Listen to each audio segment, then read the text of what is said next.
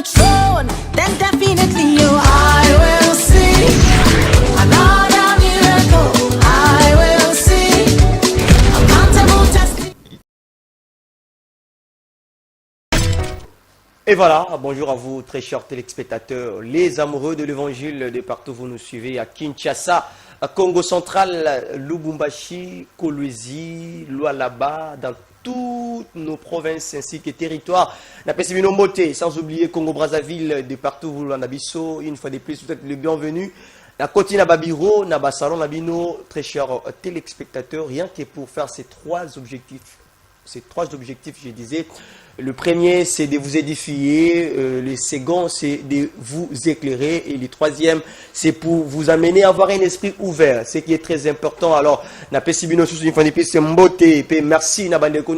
soutenir cette émission spirituellement, physiquement et financièrement. Que Dieu vraiment bénisse. Voilà. Alors, on a continué à bureau, on a été à continué à salon, on a bien pour nous objectif.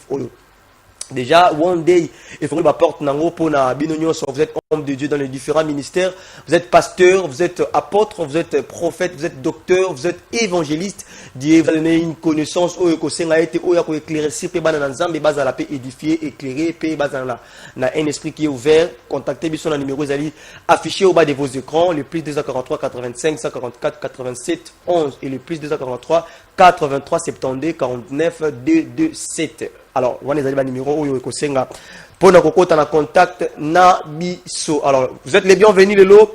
On a un sujet, on continue toujours à parler sur ces sujets que nous avions déjà commencé sur la foi chrétienne face aux doctrines religieuses. Donc, oui, point de vue à chaque homme de Dieu. Nous sommes avec l'homme de Dieu, le pasteur Jérémy Lopeka. Il est pasteur dans la communauté ou dans l'église. Là, c'est la bonne sémence. Ils ont mis bongo na Kinshasa, na Kalamu, je pense. Et c'est avec lui qu'on développé pour la suite de ces sujets sur la foi chrétienne face aux doctrines religieuses. Alors, si vous avez des questions par rapport à l'intervention de Amokola Lelo, n'hésitez pas de nous contacter ou de nous écrire via les numéros affiché au bas de vos écrans. Déjà, affiché au bas de vos écrans. Alors, il est ici présent, l'homme de Dieu, le pasteur Jérémy Lopeka. L'homme de Dieu, bonjour et bienvenue. Bonjour, papa Eli Elonga. Qui m'est Ali? Ça va, Dieu fait grâce. Ça se voit, bien habillé. Merci. Papillon, on a papilloté. D'abord, quelques salutations là-bas pendant quelques minutes. Bonjour à tous les téléspectateurs de l'émission On Day. Que Dieu vous bénisse. C'est pour moi un honneur et une bénédiction de partager avec vous la parole de Dieu. Je salue tous qui nous suivent à Kinshasa, au Congo-Brazzaville, en Afrique, partout dans le monde. Très bien. Que Dieu vous bénisse. Très important, ça commence déjà très bien. Hein? Merci beaucoup, j'ai l'habitude. Gloire à Dieu. D'abord, quelques salutations. Et plutôt, après, quelques salutations. Quand on voit la RDC, quand on voit l'église, quand on voit les Congolais, quand on voit tout ce qui se passe dans notre pays, je pense que vous, étant qu'homme de Dieu, Dieu vous communique des messages pour adresser à son peuple. Est-ce qu'il n'y a pas un message pour le peuple congolais, l'église? S'il n'y en a pas, vos analyses par rapport à tout ce qui se passe dans notre pays.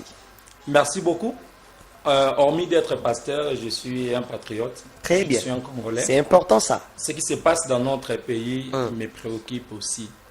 Alors, si j'ai un message à transmettre, c'est le message de l'unité. Message de l'unité. L'amour. L'amour. L'amour de la patrie. Très bien. Je vais beaucoup plus m'adresser aux dirigeants. N'oubliez pas la raison pour laquelle vous êtes arrivé là-bas. C'est travailler pour le peuple. Très bien. Rien que pour le peuple, pour le bien-être du peuple. Alors posez-vous la question, travaillez-vous toujours pour le peuple? Donc c'est un peu ça mon message qui est suivi d'une question. Très important, je pense que c'est un message qui est vraiment très profond de ce que vient de dire l'homme de Dieu. Vous êtes dans ces postes, vous êtes dans ces ministères, c'est pour travailler pour l'intérêt du peuple. Est-ce que vous travaillez pour l'intérêt de cette population? Question mark, en anglais balobi. Na kishina balobi chinchan. Yangwana. Est-ce que vous travaillez pour l'intérêt de cette population? On se pose des questions. Si vous travaillez pour l'intérêt de la population, je pense que vous ferez tout ce qui est essentiel à ce que cette population se retrouve. Ouais. C'est important.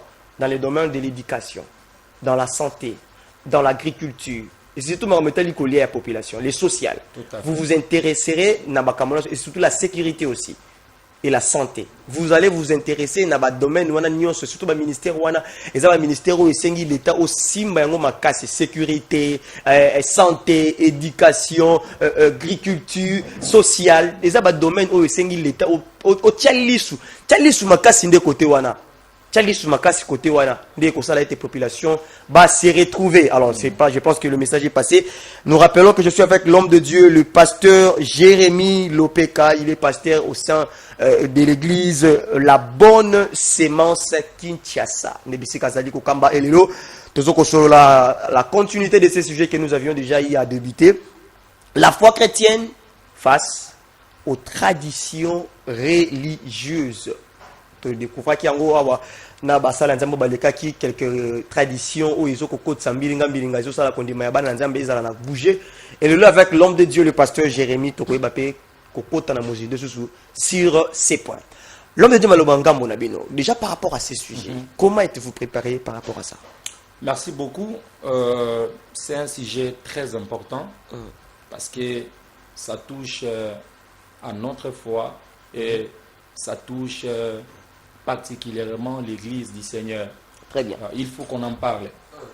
Alors, lorsque je vis le thème, j'ai béni le Seigneur parce que c'était une occasion pour moi de passer, apporter aussi ma petite contribution. Très bien. En ma qualité de prédicateur de l'Évangile. Alors, c'est un sujet très important parce que ça parle de la foi qui est le socle de la vie chrétienne. Et quand vous lisez la Bible, vous verrez que le mot foi est répété à plusieurs fois. Dans l'Ancien Testament, on parle d'Abraham qui est le père dans la foi. Très bien.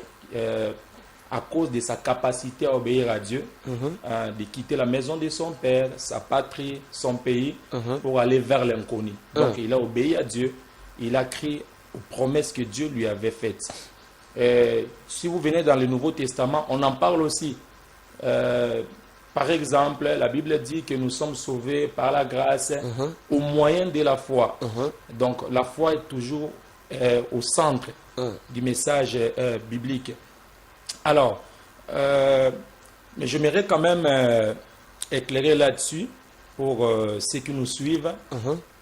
Dans le thème, il y a trois mots français dont il faut les interpréter. Très bien. Pour que chacun ne puisse pas interpréter à sa manière. Très bien. Alors, nous avons la foi, nous avons la tradition et nous avons la religion.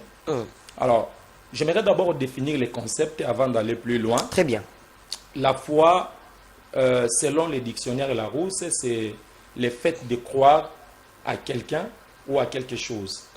Mais bibliquement, la foi, comme le livre des Hébreux définit la foi, c'est une ferme assurance, une démonstration de choses qu'on espère, mais celles qu'on ne voit pas. Voyez? Donc, la foi chrétienne, c'est croire sans avoir vu. Très bien. Voilà. Le mot tradition, c'est juste un ensemble des habitudes, des coutumes, des enseignements, des règles transmis d'une génération à une autre dans une famille, dans une société ou dans une communauté religieuse. Alors, la religion, c'est juste un ensemble de croyances qui unit les hommes. Très bien. Alors maintenant, lorsque vous voyez dans la Bible nous présente, dans l'Ancien Testament, la Bible nous présente Abraham comme le père dans la foi.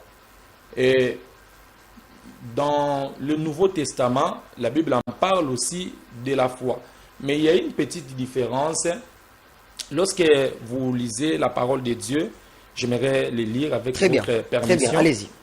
Je suis dans 1 Corinthiens chapitre 15, verset 14. Très bien. La Bible dit, « Et si Christ n'est pas ressuscité, notre prédication est donc vaine et votre foi aussi vaine. Donc la différence entre la foi d'Abraham et notre foi, c'est que Abraham a cru en Dieu, bien sûr, mais beaucoup plus à ses promesses. Oui. Voyez? Mais maintenant, pour nous, les chrétiens, ou bien nous, c'est de la dispensation de la grâce, nous qui croyons au Seigneur Jésus-Christ, notre foi est basée sur Christ. Très bien. Voyez? Sur Christ et sur lui seul. Parce qu'apôtre Paul le dit clairement, si Christ n'était pas mort ou ressuscité, notre foi serait vaine. Donc la raison pour laquelle nous avons la foi, c'est parce que Christ est mort, parce qu'il est ressuscité. C'est parce que nous croyons en lui. Alors, maintenant face aux pratiques religieuses, c'est quelque chose qui n'a pas commencé aujourd'hui. Ok. C'est dans le Nouveau Testament, vous le verrez, qu'il y a eu des prédicateurs qui ont égaré le peuple, voyez, pour leurs propres besoins. Je vais vous citer quelques traditions dans la Bible. Je parlerai des rabbins et des pharisiens. Les rabbins sont les enseignants de la parole de Dieu. Et les pharisiens aussi sont des enseignants des docteurs de la loi. Ah bon. Alors, maintenant, ils enseignaient la loi au profit de leurs propres besoins. Ok. Ok? Très bien. Alors, cela n'avait rien à voir avec le fait de croire en Christ. C'est pourquoi vous verrez même la bataille entre Christ et les pharisiens, c'était sur ce point-là. Très bien. Voyez? Ils détournaient toujours le peuple. Ils ramenaient toujours le peuple à la loi. Alors que Christ était déjà là. Voyez? Et vous verrez que les traditions religieuses, ce sont des pratiques mises en avant, mais qui ne sauvent pas. Okay? Mais qui ne sauve pas. Mais qui ne sauvent pas. Ok. Qui ne sauvent pas. Parce que le point focal, c'est Christ.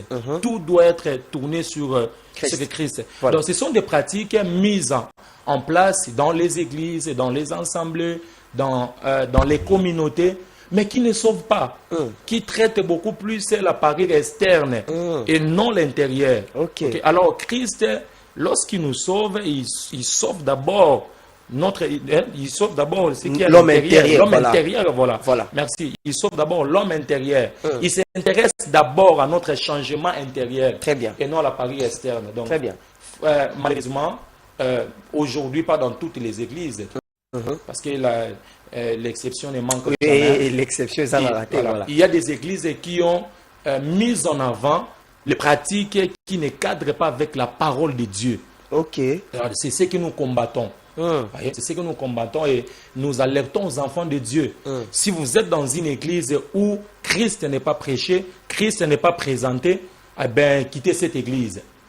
Quittez cette église parce que la raison de notre foi, de votre foi, c'est Christ et lui seul.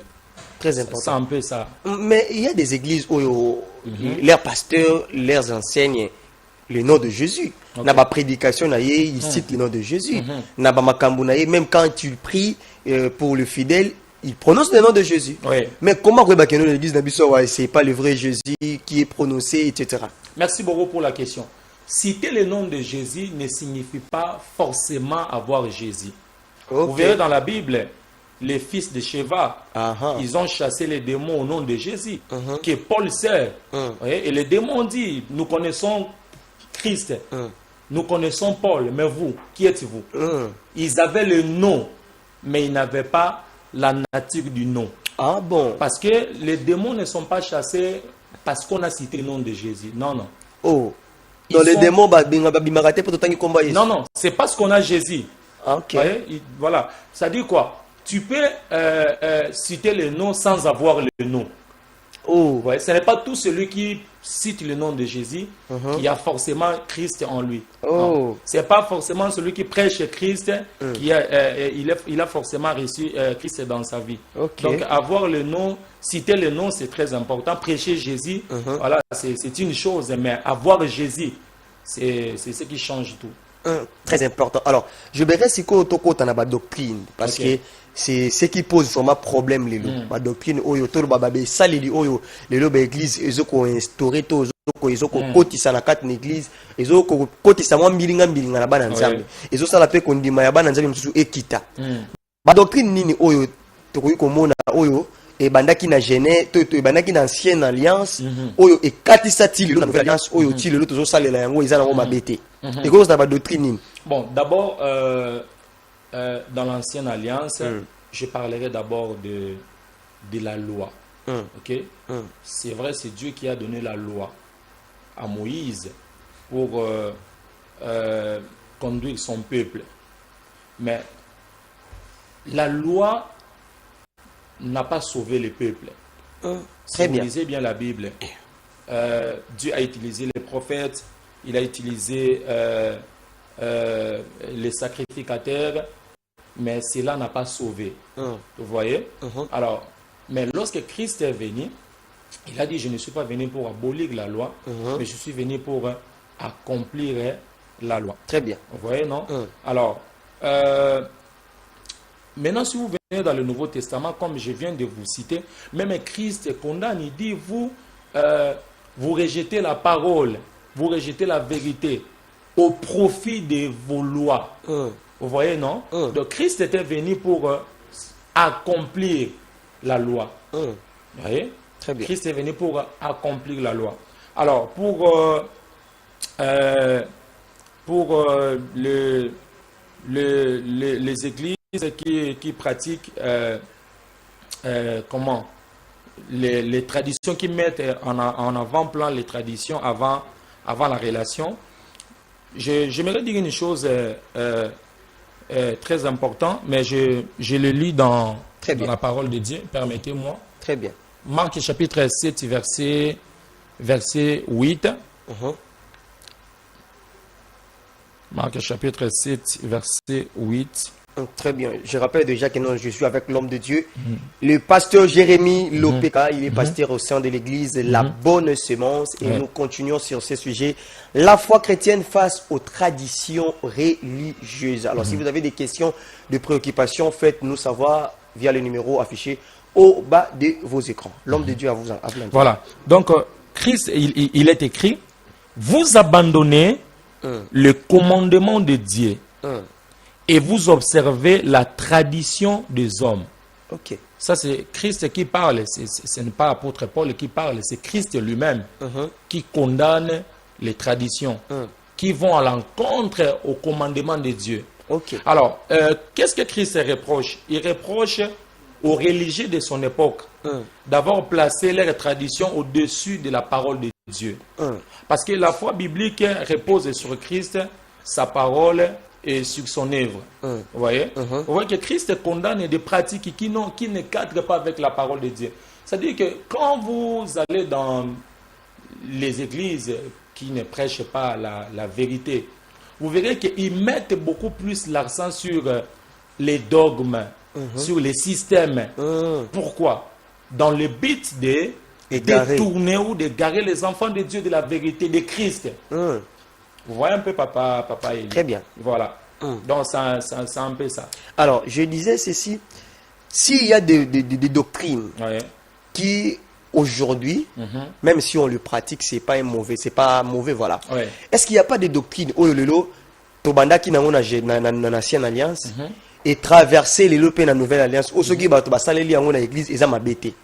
Et puis, quand il s'abat dans la doctrine, oyo, et banda qui kobana dans l'Ancien Testament, à partir du Nouveau Testament, ça a pris fin. On ne peut plus continuer à exercer cela. Même si les lois dans l'église, les gens dans l'église, ils ont appliqué la doctrine, mais les lois, à la lumière de la parole, les enfants de Dieu ne peuvent pas appliquer ces doctrines. Quels sont ces types-là de doctrines? Vous allez éclairer. Lorsque Moni et Saleli X, to Y, dans leurs églises, va comprendre que non, dans cette nouvelle alliance, on ne peut jamais pratiquer ce type de doctrines. Et que vous allez dire? Une très bonne question. Je réponds de cette façon. Très bien. J'aimerais vous présenter Christ. Pourquoi? Parce que celui qui est la raison de notre foi. Je vous présente Christ. Alors, si vous allez dans une église où Christ n'est pas présenté, où Christ n'est pas prêché, quitter cette église. Pourquoi? Parce que Abraham, c'est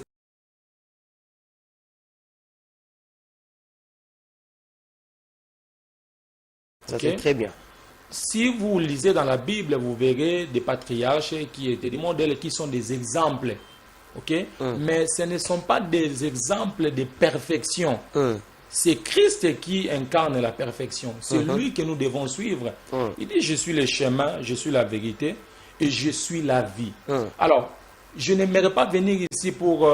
je ne viens pas ici pour étaler les sortes de traditions, de religions, non.